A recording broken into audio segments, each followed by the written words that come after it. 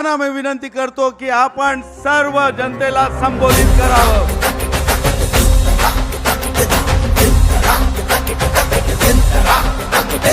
देवा देवा देवा देवा भाऊ, देवा देवा देवा देवा भाऊ, देवा देवा देवा देवा भाऊ, देवा देवा देवा देवा भाऊ। भारत माता की, भारत माता की, छत्रपति शिवाजी महाराज की, धर्मवीर छत्रपति संभाजी महाराज की जय भवानी, जय भवानी, जय जय जय जय जय भवानी, जय जय जय जय जय शिवाजी। बोल सियापति रामचंद्र की, पवन सुत हनुमान की, उमापति महादेव की, बोलो जी भाई सब संतन की, भारत माता की, भारत रत्न डॉक्टर बाबासाहेब आंबेडकरांचा, हिंदू हृदय सम्राट शिवसेना प्रमुख बाळासाहेब ठाकरेंचा, हिंदवी स्वराज्याचे सरसंस्थापक छत्रपती शिवरायांना मानाचा मुजरा करतो। भारतीय राज्यघटनेचे शिल्पकार भारतरत्न डॉक्टर बाबासाहेब आंबेडकर यांना मानवंदना अर्पित करतो। आणि आज या विराट सभेमध्ये मंचावर उपस्थित असलेले महाराष्ट्राचे लोकप्रिय आणि धडाडीचे उपमुख्यमंत्री एकनाथराव शिंदेजी, माननीय केंद्रीय मंत्री पीयूष गोयलजी, आरपीआयचे राष्ट्रीय अध्यक्ष माननीय रामदास आठवलेजी, भाजपचे अध्यक्ष रवींद्र चव्हाणजी, माननीय विनोद तावडेजी, अमित साटमजी, रामदासभाई कदमजी, आशीष शेलारजी, मंगल प्रभात लोढाजी, उदय सामंतजी, योगेश कदमजी, रवींद्र वायकरजी, प्रवीण दरेकरजी, मिलिंद देवराजी, जयदीप कवाडेजी, राहुल शेवाळेजी, मीनाताई कांबळी, प्रकाशजी सुर्वे, कालिदासजी कोळंबकर, विद्याताई ठाकूर, योगेशजी सागर, परागजी अळवणी, प्रसादजी लाड, मिहिरजी कोटेचा, मनीषाताई कायंदे, तुकाराम काते, मंचावर उपस्थित सर्व मान्यवर नेता मंडळी, या ठिकाणी मोठ्या संख्येने उपस्थित असलेल्या आमच्या सर्व लाडक्या बहिणी आणि उपस्थित सर्व माझ्या लाडक्या भावांनो, खरं म्हणजे मुंबईच्या प्रचाराचा शुभारंभ मी आणि शिंदे साहेबांनी 3 तारखेला केला। तो दिवस तिथीप्रमाणे आई जिजाऊंचा जन्मतिथीचा दिवस होता। आणि आज ज्यावेळी शिवतीर्थावरची ही शेवटची सभा आम्ही घेतो आहोत, हा दिवस पुन्हा आई जिजाऊ मा साहेबांचा या ठिकाणी जयंतीचा दिवस आहे। आणि म्हणून आजच्या या पवित्र दिवशी या ठिकाणी छत्रपती शिवरायांचं स्मरण करून पुन्हा एकदा या महानगरपालिकेवर महायुतीचा भगवा फडकवण्याकरता आपण सगळे एकत्रित आलोत। आज स्वामी विवेकानंदांची देखील जयंती आहे। स्वामी विवेकानंदांनी हिंदू संस्कृती, भगवा झेंडा याला संपूर्ण विश्वापर्यंत नेलं आणि खऱ्या अर्थानं दिग्विजय मिळवला। अशा प्रकारचे स्वामी विवेकानंद यांनाही नमन करतो।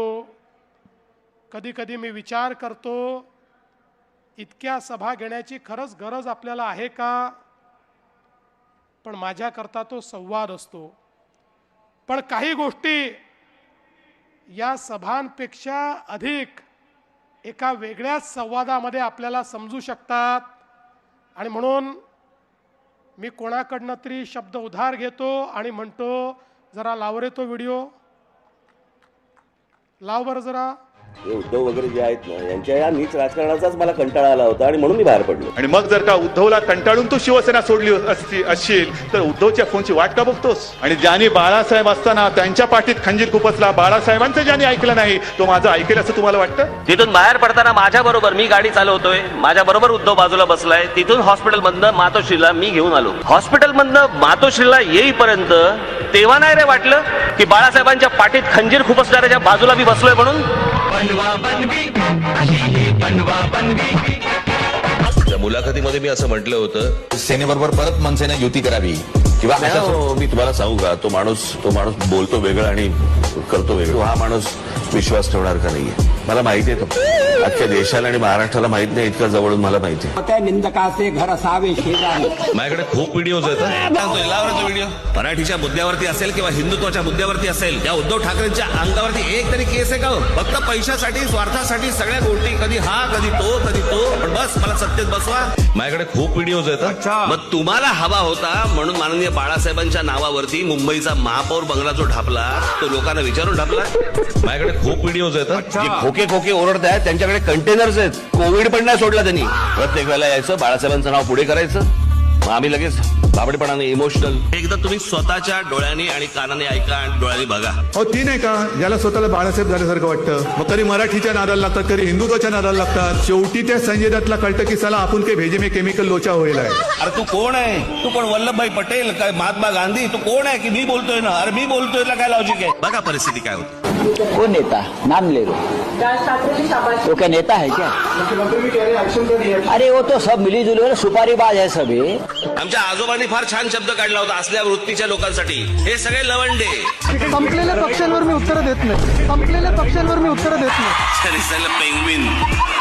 बाबा दुपार झाले आता उठले असतील आणि सुपारी सगळेच असतील. बाबा दुपार झाले आता उठले असतील. कोणाचा कधी उठतंय तुला काय करायचं? गेल्या 14 वर्षात मी 5 वर्षाचा पहिला हिशोब देतो. गेल्या 5 वर्षाचा, या 5 वर्षामध्ये या मुंबई महानगरपालिकेचं बजेट किती? बजेट 21,000 कोटी रुपये.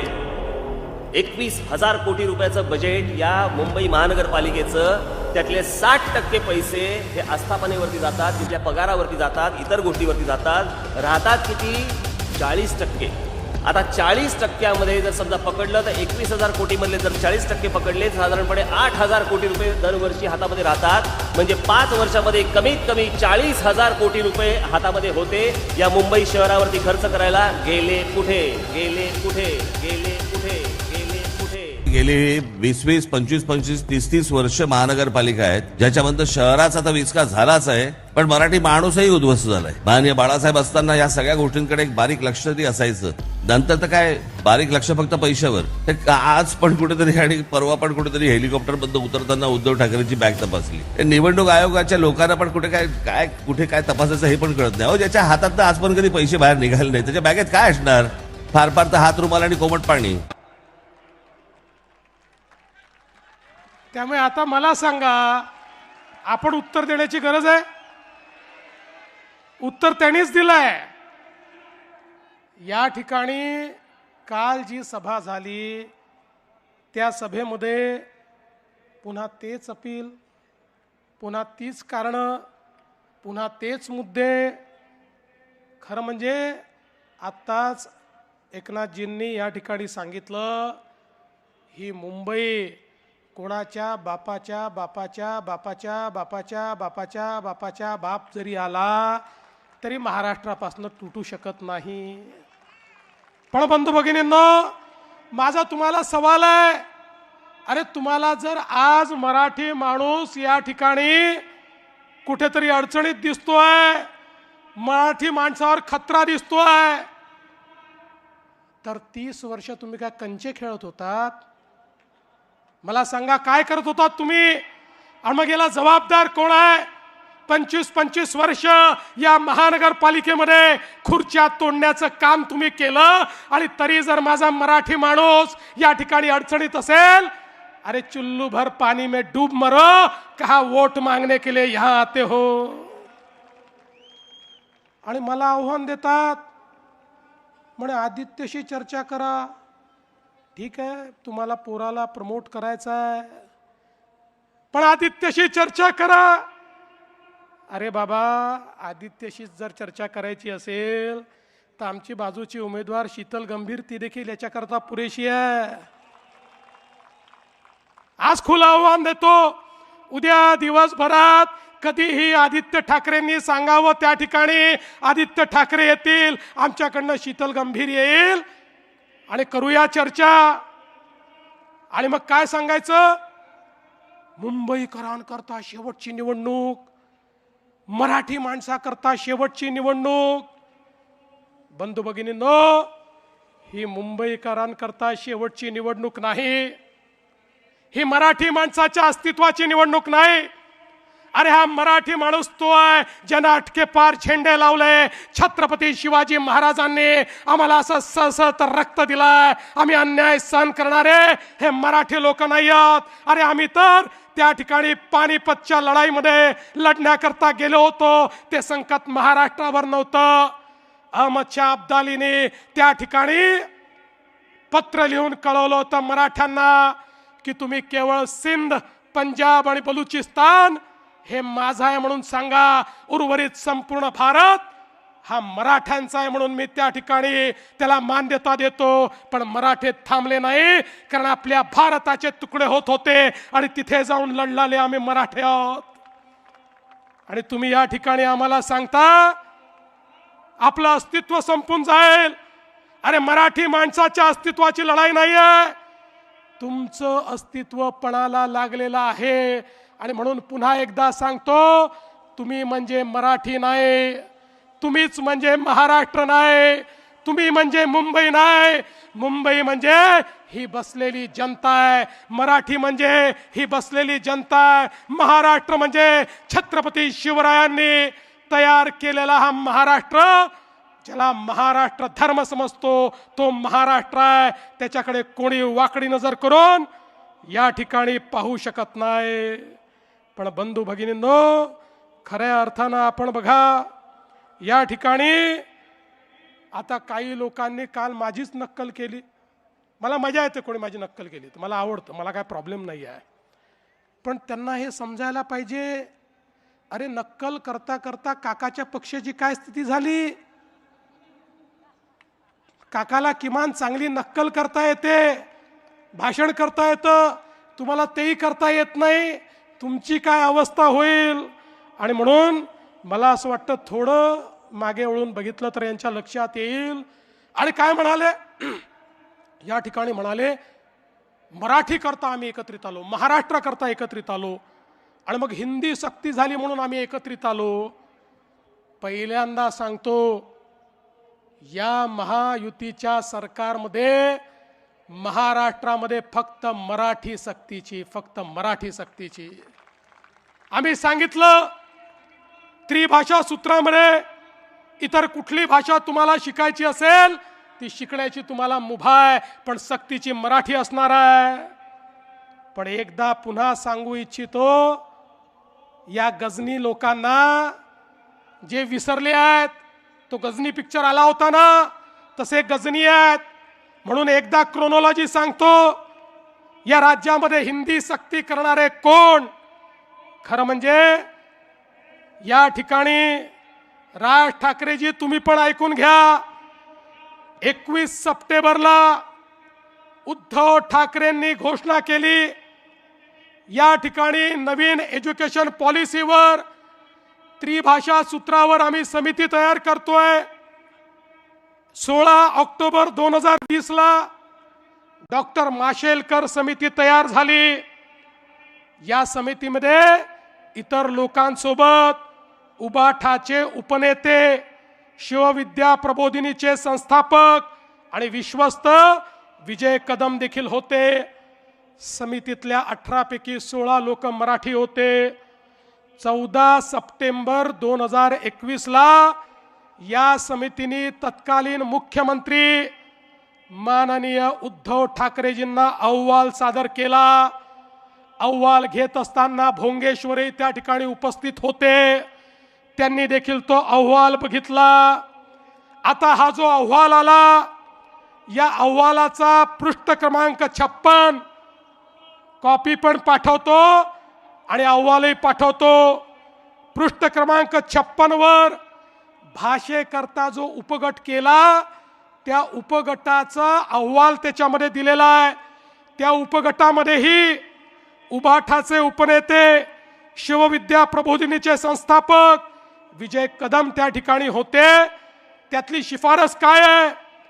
मुद्दा क्रमांक 8.1 इंग्रजी आणि हिंदी भाषा, नीट ऐका, इंग्रजी आणि हिंदी भाषा ही दुसरी भाषा म्हणून पहिल्या वर्गापासून लागू करण्यात यावी.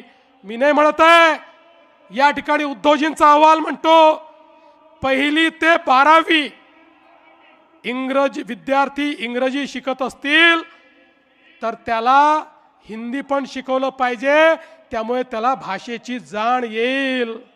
बरं ठीक आहे, कदाचित ते कदम चुकले असतील, तसे कदम चुकत नाहीत फारसे, पण ते चुकले असतील. आणि हा अहवाल 14 सप्टेंबर 2021 ला या ठिकाणी सादर झाल्यानंतर 20 जानेवारी 2022 ला माननीय उद्धव ठाकरेंच्या अध्यक्षतेखालील मंत्रिमंडळाच्या बैठकीत आला आणि मंत्रिमंडळाच्या बैठकीने त्याला मान्यता दिली. म्हणजे 1ली पासून 12वी पर्यंत हिंदी सक्ती करण्याकरता कोणी मान्यता दिली? एकनाथ शिंदेनी दिली, देवेंद्र फडणवीसनी दिली, उद्धव ठाकरे यांच्या कॅबिनेटनी ती मान्यता दिली. आणि एवढंच नाही, 7 दिवसांनी पुन्हा कॅबिनेट होते आणि मागच्या कॅबिनेटचे सगळे निर्णय आपल्याला माहिती आहेत की नाही किंवा मान्य आहेत की नाही याकरता मिनिटचं कन्फर्मेशन होतं. 7 दिवसांनी ज्यावेळी इतिवृत्त समोर आलं, पुन्हा उद्धव ठाकरेंनी मान्यता दिली आणि त्या इतिवृत्तावर उद्धव ठाकरेंची सही आहे. कागद माझ्याकडे आहे.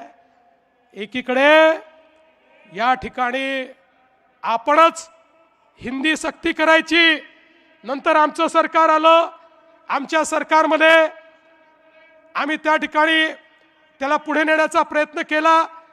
पण मग विषय आला की कुठल्या वर्गापासून 3री भाषा शिकवायची. आम्ही तर सांगितलं हिंदी शिका, हिंदीचं आपल्याकडे सगळं अवेलेबल आहे, पण कोणाला भारतातली कुठली भाषा शिकायची असेल तरी आम्ही ती शिकण्याची परवानगी देऊ. कुठल्या वर्गातनं शिकवायची याची आपण कमिटी तयार केली. बंधू भगिनींनो, यांचे खायचे दात आणि दाखवायचे दात वेगळे आहेत. आता काल काय सांगितलं? म्हणाले नवी मुंबईचं विमानतळ झालं म्हणजे आता मुंबईचं विमानतळ खतऱ्यात आलं. यांना मुंबईचं विमानतळ विकायचं आहे म्हणून हे नवी मुंबईचं विमानतळ यांनी तयार केलं. आता मी राजकारणात पैदाही झालो नव्हतो तेव्हा या नवी मुंबईच्या विमानतळाची संकल्पना पडली. 1988 सालापासनं नव्या मुंबईला एअरपोर्ट करायचं या संदर्भातली संकल्पना झाली. पण ते जाऊ द्या, माझा त्यांना सवाल आहे, तुम्ही मातोश्री वनवरनं मातोश्री तुकड गेला, का गेला? जागा कमी पडत होती म्हणून? किंवा आमचे राजसाहेब कृष्णकुंजमधनं शिवतीर्थावर गेले, का गेले? जागा कमी पडत होती म्हणून. अरे असंच आमच्या मुंबईच्या एअरपोर्टवर एकच धावपट्टी होती, दुसरी धावपट्टी तिथे तयार करता येत नाही म्हणून 25 वर्ष झालं होतं नवी मुंबईला एअरपोर्ट करा. इतके अहवाल आले, तुमच्याही काळात अहवाल आला, प्रत्येक अहवालाने सांगितलं मुंबईला जर नवीन एअरपोर्ट दिला नाही तर मुंबईचा GDP आता थांबलेला आहे, मुंबईची ग्रोथ थांबलेली आहे. अरे मोदीजींच्या नेतृत्वात 5 वर्षामध्ये आम्ही नवीन एअरपोर्ट करून दाखवला. तुझको मिरची लगी तो मैं क्या करू? आणि आता सांगतो 3रा एअरपोर्ट पण करणार आहे. अरे जर लंडनला 3 एअरपोर्ट असू शकतात तर माझ्या मुंबईला 3 एअरपोर्ट का नाही? कदाचित मी इथे 3 एअरपोर्ट केल्यानंतर तुम्हाला इथे लंडन असल्यासारखं वाटेल आणि तुम्ही इथेच थांबाल, म्हणून 3रा एअरपोर्ट देखील या ठिकाणी करणार आहे. आणि छत्रपती शिवाजी महाराज एअरपोर्ट मुंबई याची क्षमता 1.5 पट करणार आहे, त्याची क्षमता वाढवणार आहे. हा निर्णय या ठिकाणी आम्ही घेतलाय. आणि म्हणून बंधू भगिनींनो, खऱ्या अर्थानं या ठिकाणी मुंबईकरांकरता आम्ही मेट्रो केली, मुंबईकरांकरता EV बसेस आम्ही घेतल्या, मुंबईच्या सबर्बन रेल्वेला आधुनिक आम्ही त्या ठिकाणी करतोय, गरिबांना घर देतोय, बीडीडी चाळीत राहणाऱ्याला त्या ठिकाणी घर मिळालं, अभ्युदय नगरला घर मिळतंय, पत्रा चाळीत राहणाऱ्या त्या माझ्या मराठी माणसाला तुम्ही त्याचं घर हिरावून घेतलं होतं, त्याला देखील घर देणारे आम्ही आहोत. आणि त्यासोबत या विशाल सह्याद्रीमध्ये आमचे जे लोक राहतात त्यांना घर देणारे आम्ही आहोत. या मुंबईमध्ये प्रत्येकाला घर देण्याचं काम हे आम्ही करतो. पण ज्या धारावीमध्ये घर देण्याचा निर्णय आम्ही घेतला, बंधू भगिनींनो, 2014 साली राजीव गांधी आले, ते म्हणाले धारावीचं रिडेव्हलपमेंट झालं पाहिजे. 30 वर्ष काही झालं नाही. मोदीजींचं सरकार आलं, 2014 नंतर केंद्र सरकारची जागा आम्ही घेतली आणि त्या ठिकाणी धारावीचं रिडेव्हलपमेंट करायचं ठरवलं. पहिलं टेंडर आम्ही दुसऱ्या विकासकाला दिलं होतं, सगळ्या प्रक्रिया पूर्ण केल्या होत्या, त्या प्रक्रिया पूर्ण करून टेंडर गेलं होतं. मग मला सांगा उद्धवजी, तुम्ही मुख्यमंत्री झाल्यावर ते टेंडर का रद्द केलं? तुम्हाला कोणाला टेंडर द्यायचं होतं म्हणून ते रद्द केलं. आता मी विचारू का की तुम्हालाच अडाणींना टेंडर द्यायचं होतं म्हणून तुम्ही ते टेंडर रद्द केलं? आणि म्हणून आम्ही पुन्हा सरकारमध्ये आलो त्यावेळेस लक्षात आलं यांनी अशा अटी शर्ती केल्या होत्या की या धारावीच्या रिडेव्हलपमेंट सोबत मुंबईवर टीडीआरची मोनोपोली झाली असती. आम्ही सांगितलं चालणार नाही. शिंदेजी आणि मी होतो, आम्ही त्या टीडीआरचं कॅपिंग केलं. 90% आपल्या डीएसआरच्या वर, या डीएसआरच्या वर किंमत देता येणार नाही म्हणून सांगितलं. आणि त्या ठिकाणी खऱ्या अर्थानं आम्ही टीडीआर एक्सचेंजची अट टाकली, ऑनलाईन केवळ ट्रेडिंग करावं लागेल हे सांगितलं. आणि धारावीची जागा ही आम्ही कुणाला दिली नाही, धारावीची जागा आम्ही डीआरपीला दिली, डीआरपीला. आणि त्या डीआरपी मध्ये सरकार देखील आहे, विकासक आहेत पण त्यात सरकार देखील आहे. आणि त्या ठिकाणी ओपन कॉम्पिटिशन केली, 4 टेंडर आले, त्यातनं आम्ही ज्यांनी सर्वात जास्त फायद्याचा सौदा दिला त्याला ते टेंडर त्या ठिकाणी गेलं. पण बंधू भगिनींनो, खऱ्या अर्थानं या ठिकाणी खोटं बोल पण रेटून बोल ही जी तुमची पद्धत आहे, या पद्धतीचं या ठिकाणी पर्दाफाश करण्याकरता मी आलो आहे. अरे बाबा, या सगळे जे प्रोजेक्ट आहेत, त्या सगळ्या प्रोजेक्ट तुम्ही पार्सल करून राहिले. मी तर सांगितलं शेजारच्याचं पोरगं मांडीवर बसवता आणि आमचं पोरग आहे सांगता. अरे या मुंबईला माहिती आहे, ये पब्लिक आहे, ये सब जानती है, कोणी केलाय मुंबई करता हे माहिती आहे. तुम्हाला दाखवण्याकरता एक देखील विषय या ठिकाणी या 25 वर्षात करता आला नाही. पण विकासावर बोलायचं असेल तर मर्द व्हावं लागतं. आता कोणामध्ये मर्दानगी आहे की नाही हे बोलणारा मी नाही आहे, माझे ते संस्कार देखील नाही आहे. पण माझ्या आई वडिलांपर्यंत तुम्ही पोहोचलात, माझ्या आई वडिलांवर तुम्ही बोललात. अरे शरम वाटली पाहिजे. मला एका गोष्टीचा अभिमान आहे, मी त्या बापाचा पोरगा आहे, तो राष्ट्रीय स्वयंसेवक संघाचा प्रचारक होता. मी त्या बापाचा पोरगा आहे, त्या बापानं इमर्जन्सी मध्ये 2 वर्ष जेलमध्ये काढले. मी त्या बापाचा पोरगा आहे, तिने आपलं जीवन संघर्षात घालवलं, कधी संपत्ती कमवली नाही. आणि मी तुम्हाला सांगू, अरे आज माझा बाप ज्यावेळी स्वर्गात मला पाहत असेल त्यावेळी त्यालाही हा आनंद होत असेल की माझं हिंदुत्व माझ्या मुलांनी या ठिकाणी चालवलं. पण तुमचे पिता श्री हिंदू हृदय सम्राट शिवसेना प्रमुख बाळासाहेब ठाकरे जेव्हा स्वर्गात पाहत असतील त्यावेळी त्यांना काय वाटत असेल? आता माझा मुलगा रशीद मामू सोबत बसायला लागला हे पाहिल्यानंतर त्यांना काय वाटत असेल? आणि म्हणून मी तुम्हाला एकच गोष्ट सांगतो, तुम्ही किती खोटं बोला तरी या जनतेचा तुमच्यावर विश्वास नाही. आता अडाणीच्या गुंतवणुकीबद्दल यांनी सांगितलं. खरं म्हणजे मला कधीतरी आश्चर्य वाटतं की गुंतवणूकदारांना लोक अटॅक करतायत. बस जाऊ दे महाराष्ट्राचं, राहुल गांधी विरोधात आहेत ना अडाणींच्या, रोज बोलतात ना अडाणींवर. त्यांच्या शासित राज्यांमधली काय स्थिती आहे लावता का रे बाबा फोटो? लावा फोटो. हे कोण आहेत? हे अशोक गहलोत आहेत. राजस्थानमध्ये मुख्यमंत्री असताना अडाणींना बोलवून 66,000 कोटी रुपयाची गुंतवणूक घेतली. दुसरा लावा. दुसऱ्याचा फोटो आला नाही पण मी सांगून देतो. छत्तीसगड भूपेश बघेल, हे भूपेश बघेल नाही, ते पुढचे आहेत, थांबा इथे. भूपेश बघेल 55,000 कोटी रुपयाची गुंतवणूक घेतली. हे कर्नाटकचे काँग्रेसचे सिद्धरमैयाजी, हे राजेश राणेंसोबत या ठिकाणी बसले आहेत. DK शिवकुमार साहेब, त्यांचे उपमुख्यमंत्री तेही बसले आहेत. 25,000 कोटी रुपयाची अडाणींची गुंतवणूक त्या ठिकाणी झाली. चला पुढे झारखंडला जाऊ. आता झारखंड मुक्ती मोर्चाचे हेमंत सोरेन 25,000 कोटी रुपयाची अडाणीची गुंतवणूक त्या ठिकाणी झाली. आता आपल्या दिदींकडे जाऊ. नाही, त्याच्या आधी आपले हे आले. आता कुठले आले आपले? रेवंत रेड्डी हे आपले तेलंगणाचे. त्यांची किती गुंतवणूक आहे जरा बघू द्या. तेलंगणाची देखील 25,000 कोटी रुपयाची गुंतवणूक या ठिकाणी तेलंगणाची. आपल्या दिदी किती शिव्या रोज देतात मोदीजींना. रोज मोदीजींना शिव्या देणाऱ्या दिदी, रोज भाजपवर बोलणाऱ्या दिदी यांनी पण अडाणींना बोलवलं. काय सुंदर फोटो आहे बघा. एकमेकांना नमस्कार करून राहिले. जसं तुम्ही बोलून नमस्कार केला तसाच आहे. यांनी देखील या ठिकाणी 8,000 कोटीची गुंतवणूक घेतली. केरळ, अरे ज्या ठिकाणी कम्युनिस्ट काँग्रेस, ज्या ठिकाणी भगव्याला शिरू पण देत नाहीत, हे केरळचे मुख्यमंत्री पिनराई विजयन, डाव्याचा सरकार 13,000 कोटीची गुंतवणूक अडाणीला बोलवून घेतली. ओडिशा, हे माजी मुख्यमंत्री, हे पण भाजपचे नाहीत, एनडीएचे नाहीत, 29,000 कोटी रुपयाची गुंतवणूक घेतली. आंध्र प्रदेशचे जुने मुख्यमंत्री, हे एनडीएत नाही, यांना आपण पराभूत केलं. जगनमोहन रेड्डी 35,000 कोटी रुपयाची गुंतवणूक घेतली. आणि तामिळनाडू, तामिळनाडूमध्ये त्या ठिकाणी मुख्यमंत्री स्टॅलिन साहेबांनी 15,500 कोटी रुपयाची गुंतवणूक घेतली. आणि आता पंजाबला जाऊया. पंजाबमध्ये देखील या ठिकाणी पंजाबच्या मुख्यमंत्र्यांनी 4,500 कोटी रुपयाची गुंतवणूक या ठिकाणी घेतली. आता मला सांगा, हे सगळे बडे आहेत? अरे बाबा, आपण कुठल्या जमान्यात आहोत? हा जमाना असा आहे, तुम्ही जर उद्योजकाला नाकारलं, तुम्ही जर गुंतवणूक नाकारली, तर गुंतवणूकदार दुसरीकडे जायला तयार आहे.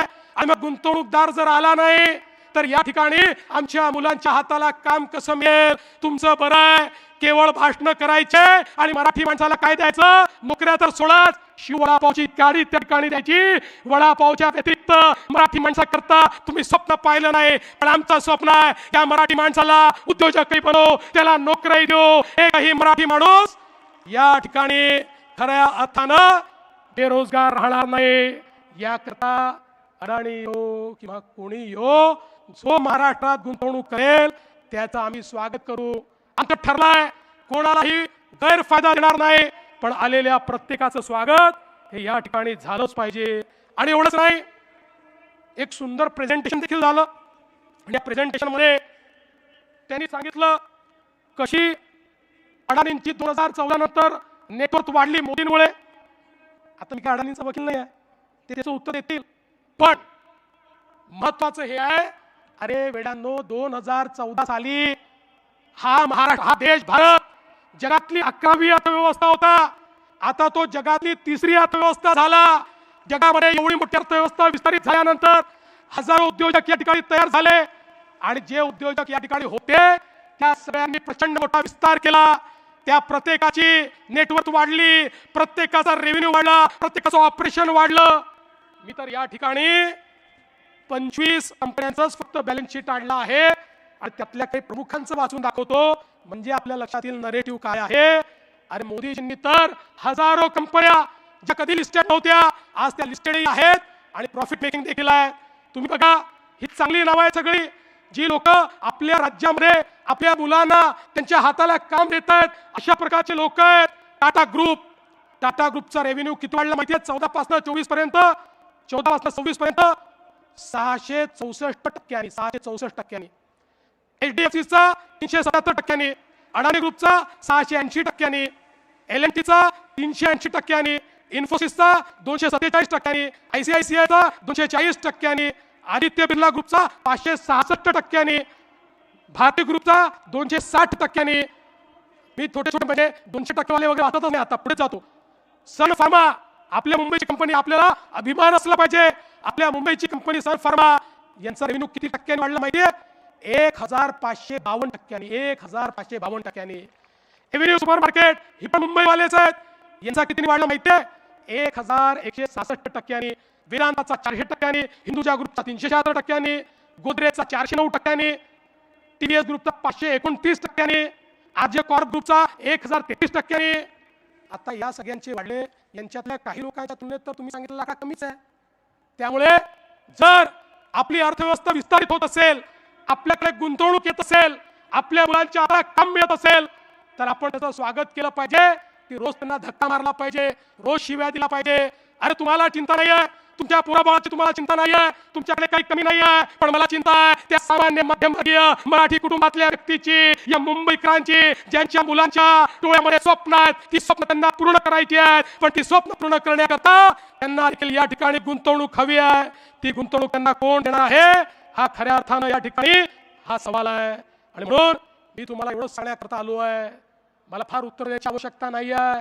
मी जर उत्तर द्यायला लागलो तर अनेकांना तोंड दाखवायला जागा राहत नाही, तुम्हाला माहिती आहे. आणि म्हणून आज एवढं सांगतो, आमचा संकल्प हा एकच आहे, या मुंबईमध्ये महायुतीचा भगवा फडकवायचा आहे, पण महायुतीचा भगवा कोणाला तरी महापौर बनवण्याकरता नाही, कोणीतरी खुर्च्या तोडाव्या म्हणून नाही. या ठिकाणी पारदर्शक प्रामाणिकतेतून या मुंबईला बदलायचा आहे. या मुंबईकरांच्या हक्काचा पैसा मुंबईकरांकरता वापरला गेला पाहिजे. बेईमान लोकांचं राज्य हे समाप्त करायचं आहे. जे कफन चोर आहेत, अरे कफनमध्ये देखील जे चोरी करतात असे बॉडी बॅग घोटाळेवाले यांना जेलमध्ये पाठवून या मुंबईमध्ये